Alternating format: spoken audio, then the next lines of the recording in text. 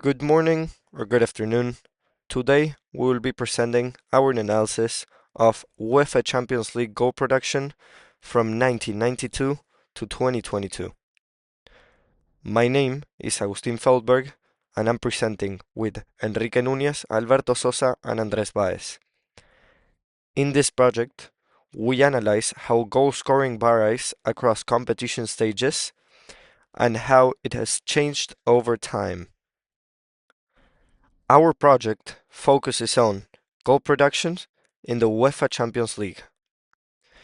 We are interested in how scoring differs across stages and whether it has increased over the years. This helps us understand patterns in scoring and how tournament structure may influence them. Now, we briefly describe the dataset. We use, as you can see in the report, a segment-level dataset with 334 observations. Each observation represents a specific stage within a season. The dataset includes variables such as total goals, number of matches, and stage type. Our goal is to understand how goal production varies across stages and over time. Next, we will define our response variable. Our response variable is goals per match. We define it as total goals divided by the number of matches. This allows for fair comparisons across stages, because some stages include many matches, while others, like the final, only include one. Because of that, raw goal totals are not comparable, so we use goals per match instead. Next, we look at how goals per match change over time. From the graph, we can see a clear upward trend in goals per match over time. Goals per match generally increase across seasons, ranging from a minimum of about 2.24 to a maximum of just over 3.2. The average is around 2.74 goals per match. We can also notice that, although there are some fluctuations from season to season, the overall pattern remains consistently upward.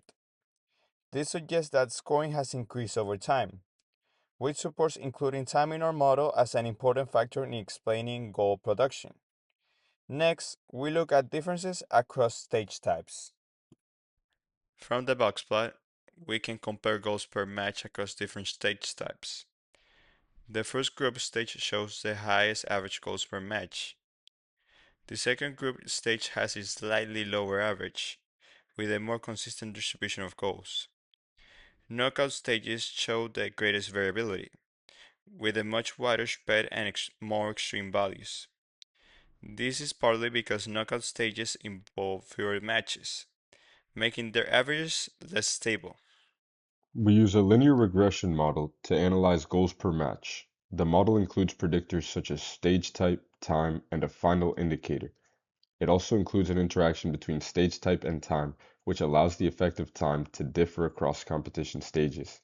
From the fitted lines in the graph, we can see that trends vary by stage, with some stages showing increases over time, while others behave differently. Next, we evaluate the model assumptions. From the residuals versus fitted plot, we observe that the spread of the residuals is not constant. This indicates heteroscedasticity, meaning that the variance changes across fitted values. This is expected in our data because different stages are based on different numbers of matches. From the QQ plot, most points follow the reference line closely, which suggests that the normality assumption is reasonably satisfied. To address the issue of heteroscedasticity, we apply weighted least squares. This approach gives more weight to observations that are based on more reliable information, such as stages with more matches. As a result, the model becomes more stable and produces more reliable estimates. From our model, we find that goals per match have increased over time. This suggests that scoring in the Champions League has generally become higher across seasons. We also find that differences across stage types become smaller after accounting for other factors. This means that while stages may appear different in the raw data, some of those differences are explained by the structure of the tournament. Overall, the results are consistent with what we observe in the exploratory analysis. Now we highlight some of the challenges in the data. One challenge is that the number of matches varies across stages. This can affect comparisons because some stages are based on many matches while others are based on very few. We also observe heteroscedasticity, meaning the variability is not constant across observations. This violates one of the assumptions of linear regression and can affect the reliability of our results. To address this, we use weighted least squares, which helps account for differences in variability and improves the overall model fit. Finally, we conclude the analysis. Overall goal production has increased over time. Tournament structure explains part of the variation in scoring. However, other factors also influence goal production, such as team quality, tactics, and match context. This could be explored in future analysis. These are our sources, and thank you very much for your time and attention.